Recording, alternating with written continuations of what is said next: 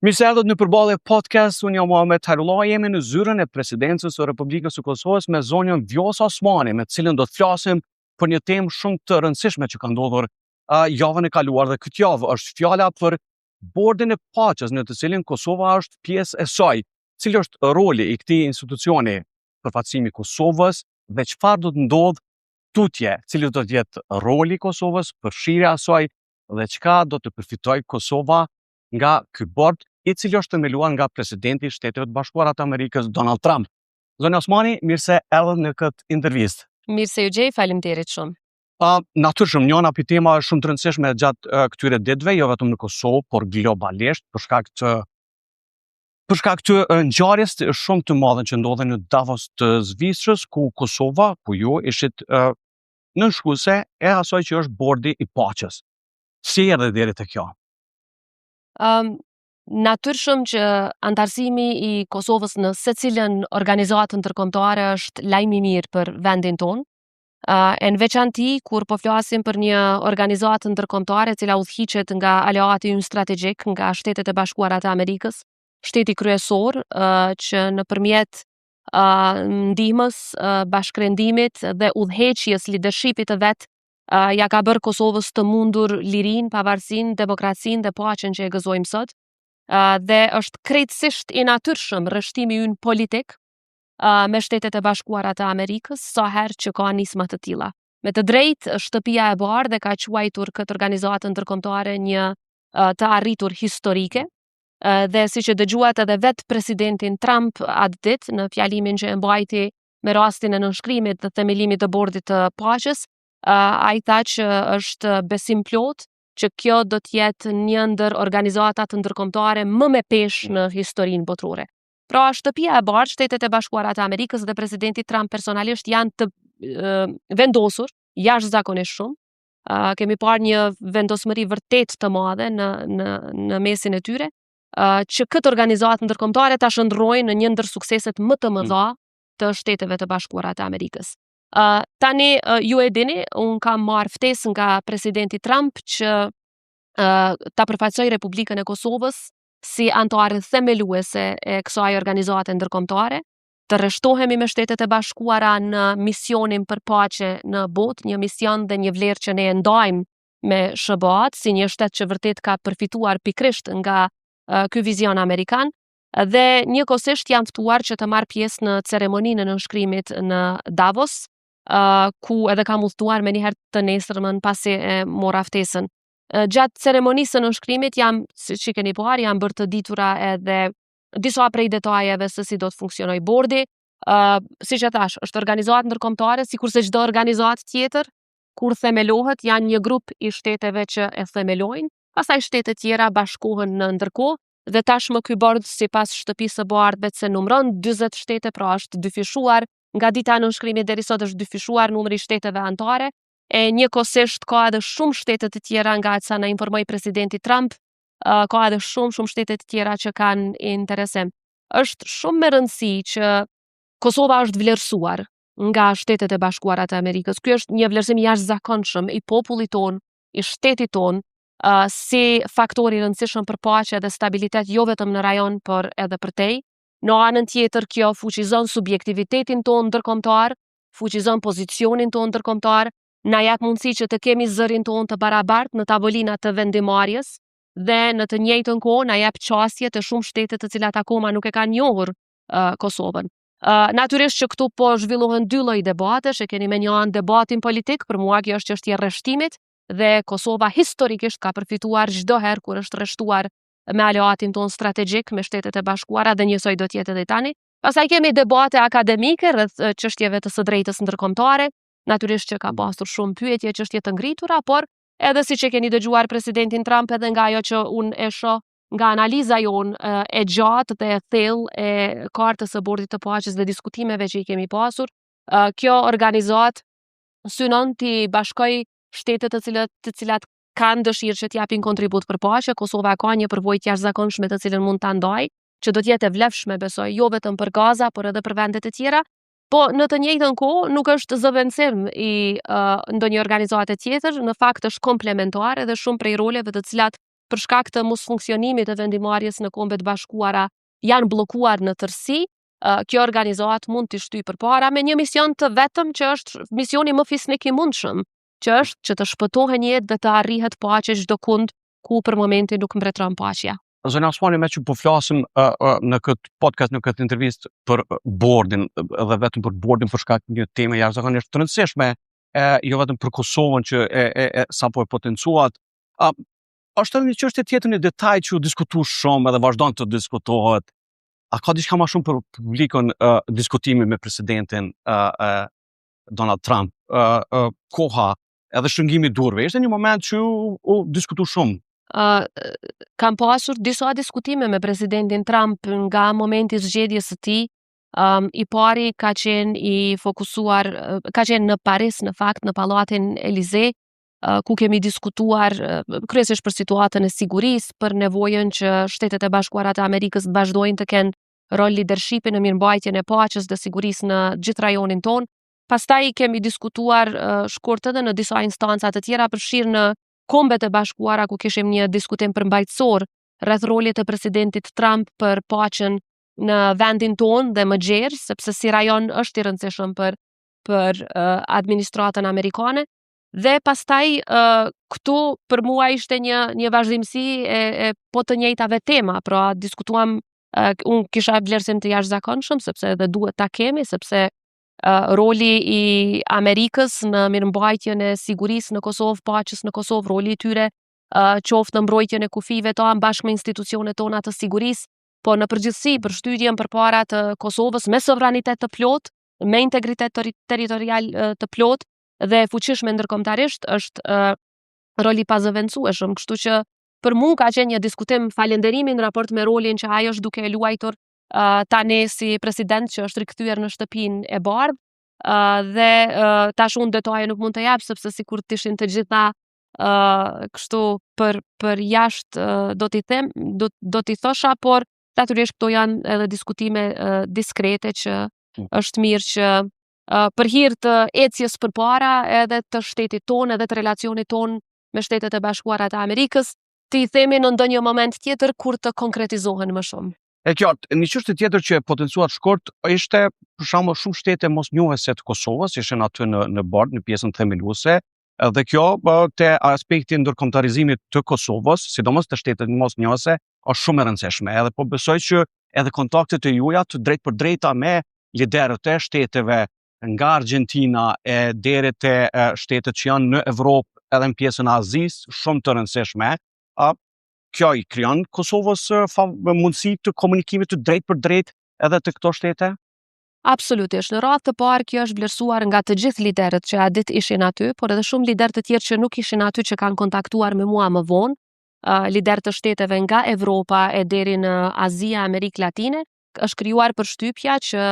Republika e Kosovës është vërtet partnere e fuqishme e Shteteve të Bashkuara të Amerikës. Republika e Kosovës është zgjedhur nga presidenti Trump si një nga shtetet që i beson për të qenë antare themeluese e një organizate që ka aq shumë rëndësi për të, dhe do të thoja këtu edhe për gjithë botën dhe për paqen në botë.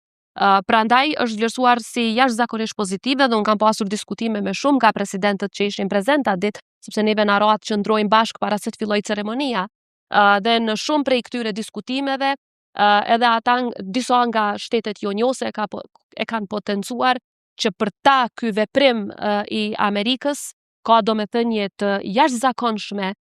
edhe për vendimet e tyre që do të merren në të ardhmen në raport me Kosovën, pra ma kanë thënë këtë, dhe kjo ka shumë rëndësi për ne. Vetë kontakti dhe komunikimet e tilla i ndihmon Kosovës. Vetë kontakti me këto shtete është jashtëzakonisht i rëndësishëm, sepse sa më shumë kontakte, sa më shumë që kemi mundësinë ta prezantojmë të vërtetën e Kosovës, aq më lehtë arrihet edhe vendimi për njohje dhe pastaj antarësim në organizata të tjera. Por fakti që jemi antar themelues, bashkëthemelues me këto shtete, fuqizon subjektivitetin ndërkombëtar të Republikës së Kosovës. Prandaj edhe ne e kemi vlerësuar që antarësimi në këtë organizatë është edhe më e fuqishme, jo vetëm për nga simbolika dhe rështimi politik, por edhe nga aspekti i fuqizimit subjektivitetit ndërkombëtar që na ka mundsuar Shtetet e Bashkuara të Amerikës. Edhe nëse e krahasojmë me ndonjë organizatë tjetër ku ne për momentin synojmë të antarësohemi, e them pa asnjë ekivok që kjo është më e rëndësishme se shumë nga organizatat e tjera, sepse e fuqizon Kosovën shumë më shumë në spektrin ndërkombëtar. Kur jemi te aspekti ndërkombëtar, gjithashtu kishte kritika të brendshme, por dhe ndërkombëtarisht, për shembull vetëm 2 shtetet Bashkimit Evropian janë pjesë, Bullgaria dhe Hungaria, nga rajoni Kosova dhe Shqipëria, por jo vendet tjera. Sjell kjo telashe për Kosovën në relacion me Bashkimin Evropian dhe partnerët tjerë miq të Kosovës? Jo, absolutisht jo. Në fakt, unë kam qenë në komunikim me disa prej liderëve të Bashkimit Evropian dhe njëkohësisht përkundër faktit që shpesh herë kur liderëve evropian ka ndonjë veprim që jo domosdoshmërisht ju pëlqen nga ana e Republikës së Kosovës, ata menjëherë më kontaktojnë. Nuk ka pasur asnjë vërejtje të vetme që është shprehur në raport me Kosovën. Përkundrazi, mirëkuptim të plot, është shprehur mirëkuptim i plot për antarësimin e Kosovës në këtë organizatë, është parë dhe është vlerësuar nga shumë nga partnerët tanë evropian si një mundësi që Kosovës t'i fuqizohet subjektiviteti ndërkombëtar dhe relacionet edhe me shtete jo njëse. Po ashtu ka pas vlerësime për faktin që Kosova është përzgjedhur që t'jetë shtet themelues i kësaj organizate dhe jo vetëm një shtet që do të antarësohet më vonë. Që ka një rëndësi të madhe Ka në këtë rëndësi situatë. jashtëzakonisht të madhe. Ju i keni parë shumë nga shtetet që ishin aty, janë shtete jashtëzakonisht të mëdha, shtete me 300 milion banor, shtete me 200 milion banor, shtete me ekonomi të jashtëzakonshme, disa prej tyre. Dhe Kosova të përzgjedhet ndër 20 shtetet themeluese, kjo tregon vlerësim të jashtëzakonshëm nga ana e Shteteve të Bashkuara të Amerikës. Dhe po e përsëris, prap historia e ka dëshmuar aq shumë sa që as nuk do të kishte nevojë që ne ta themi përsëri, po e them prap. Historia e ka dëshmuar aq shpesh që rrështimi ynë, qëndrimi ynë me Shtetet e Bashkuara të Amerikës asnjëherë nuk i ka dalë Kosovës keq. Po flas për rrështim në nivel ndërkombëtar e gjeopolitik. Kjo është rruga përpara, është rrugë që do ta fuqizoj Kosovën dhe unë jam jashtëzakonisht e lumtur me përkrahjen teje të madhe që bashkimi ynë me Shtetet e Bashkuara në këtë iniciativë, në këtë organizatë ka marrë edhe në mesin e qytetarëve të Republikës së Kosovës, do të thuaja një zë unanim në mesin e tyre për këtë rrështim që tregon edhe e dëshmon sërish faktin që jemi populli më pro-amerikan në botë.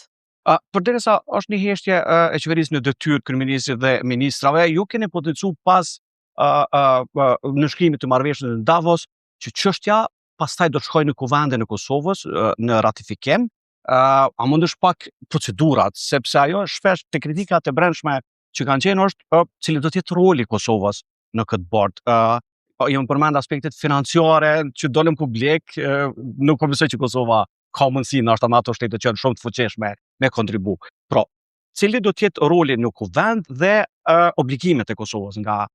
kjo marrëveshje? Unë jam e bindur që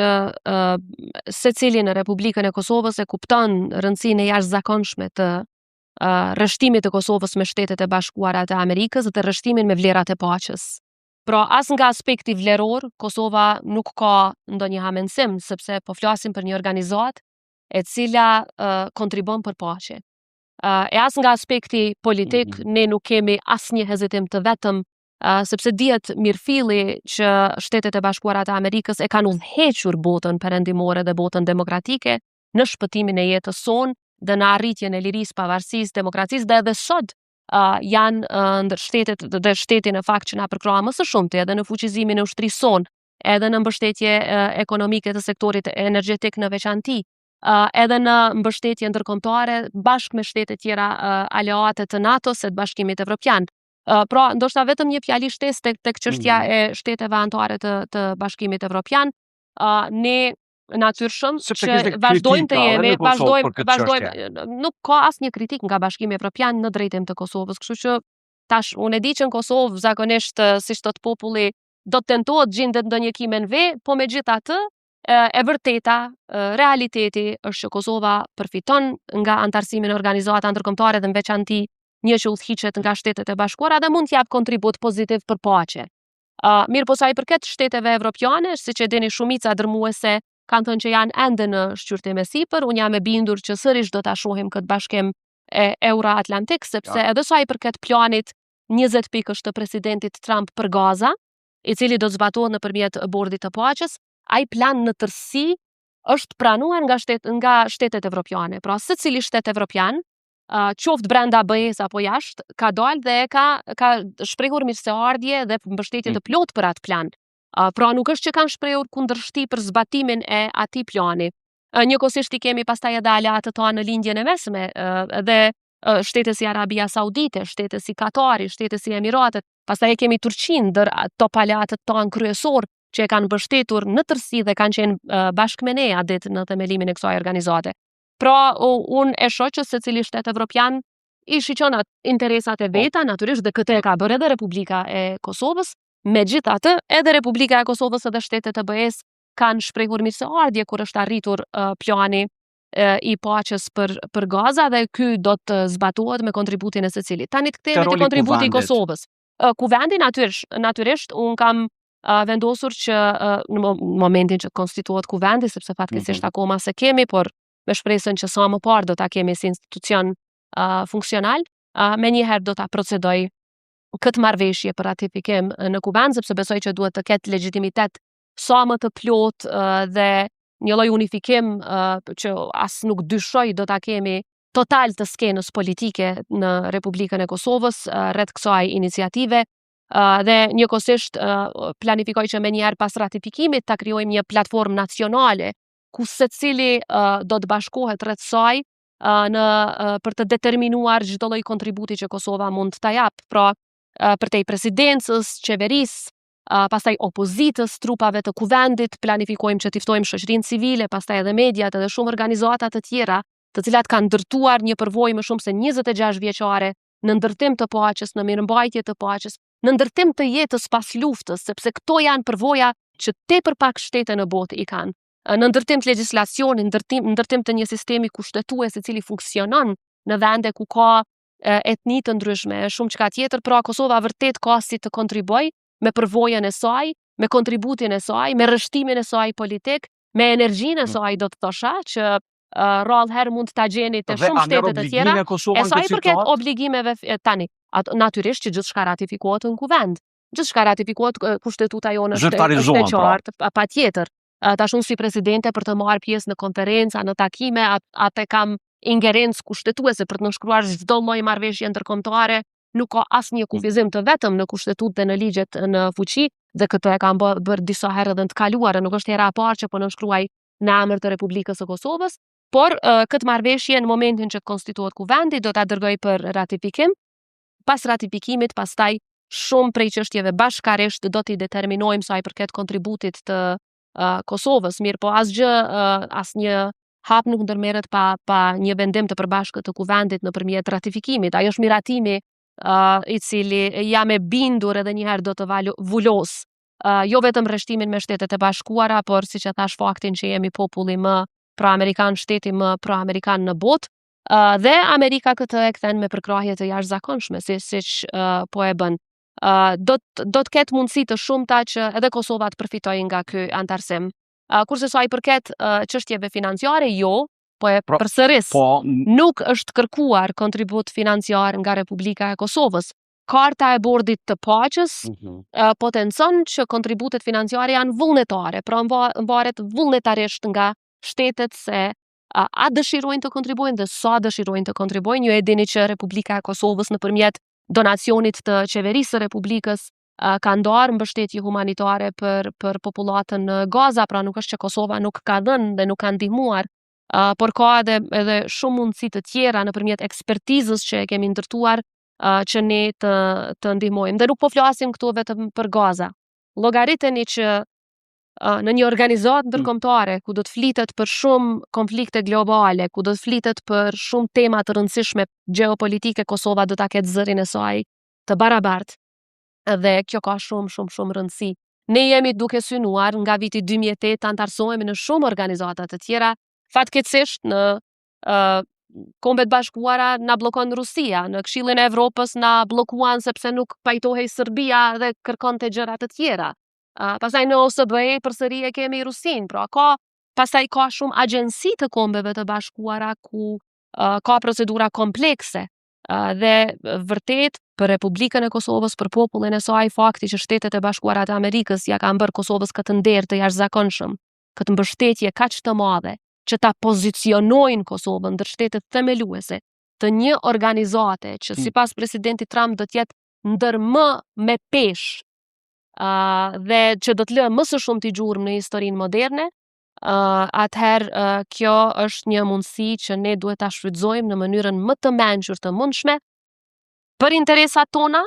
për interes të paqes, por edhe duke dhënë kontribut për aq sa kemi kapacitet dhe kemi mundësi. Te fundi e diskutuam rëndësinë e bordit, e diskutuam pjesën e përfshirjes së Kosovës dhe rëndësinë për Kosovën edhe në arenën ndërkombëtare edhe në ndërkombëtarizimin e Kosovës aty ku s'ka qenë, sidomos në vendin ku janë edhe Shtetet Bashkuara të Amerikës, ashtu siç e potencuat edhe ju, relacionin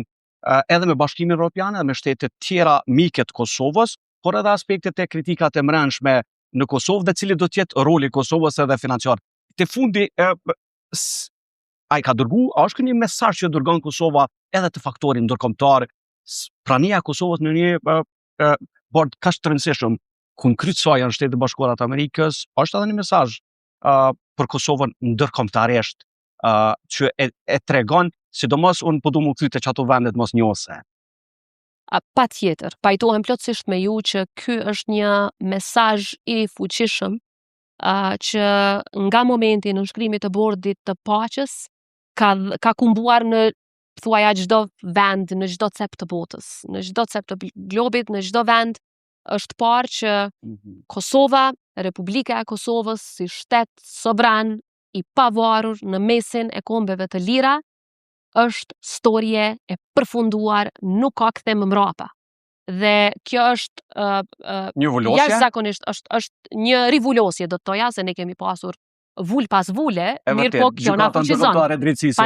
Patjetër e ka vulosur nga aspektin e të drejtës ndërkombëtare, por ju e dini që shpesh herë pjesa e të drejtës ndërkombëtare dhe realiteti politik jo domosdoshmërisht përputhen, sepse ne kemi menduar që atëherë është dashur të na njohin të gjitha shtetet, mirë po akoma i kemi një numër shtetesh që nuk e kanë marrë këtë vendim. Por kjo, siç e thatë edhe ju me të drejtë, kjo ka dhënë një mesazh tepër të fuqishëm për subjektivitetin ndërkombëtar të Republikës së Kosovës, për shtetësinë e Republikës së Kosovës, për sovranitetin tonë dhe integritetin territorial, është mesazh i fuqishëm para gjithë botës dhe fakti që të gjitha këto vlera i ruajmë bashkarisht me Shtetet e Bashkuara të Amerikës e bën këtë mesazh shumë fish më të fuqishëm se sa siç e përmenda kudo tjetër që do të ishim. Unë jam jashtëzakonisht krenare që populli i Republikës së Kosovës, që Republika jonë sovrane është e përfaqësuar në këtë organizatë ndërkombëtare dhe i siguroj të gjithë qytetarët e Republikës së Kosovës edhe një herë që rrështimi ynë me Shtetet e Bashkuara të Amerikës vetëm të mira do i sjellë Republikës sonë. Zonja Osmani, faleminderit shumë për këtë intervistë ku folim kryesisht për bordin, sepse top tema e kësaj jave dhe natyrshëm që do të jetë si diskutim bordi, funksionimi, Kosova pjesë themeluese e saj dhe qartësimi disa pyetjeve shumë të rëndësishme që publiku me të drejtë i ka shtruar, po besoj këmi përgjigj. Faleminderit shumë. Faleminderit juve, faleminderit. Shumë nderuar, ishim me presidentin e Kosovës zonjën Vjosa Osmani, me të cilën diskutuam për tema shumë të rëndësishme që kanë të bëjnë me bordin e paqes. Shihemi në intervista tjera të radhës.